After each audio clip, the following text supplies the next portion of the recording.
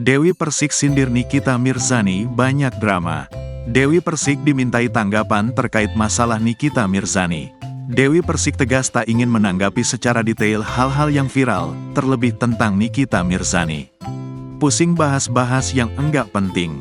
Jangan tanya yang drama-drama, ucap Dewi Persik.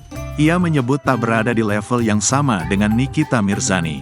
DP sapaannya, tak ingin menanggapi sesuatu yang bukan kapasitasnya. Saya enggak mau menanggapi orang, siapapun yang bukan kapasitas saya karena saya nyari duit gak pernah ngurusin orang, sambung Dewi Persik. Meski enggan menanggapi, Dewi sempat melontarkan sindiran untuk Nikita. Bosan say, hidup penuh drama itu bosan say, tutur Dewi Persik. Ia memilih untuk berkarya dan menghibur publik alih-alih terus membuat sensasi. Mendingan yang 1.500 liter aja deh, bikin kamu ketawa. Itu namanya jalur alam, enggak perlu gimmick-gimmick putus cinta lah, ucap Dewi Persik.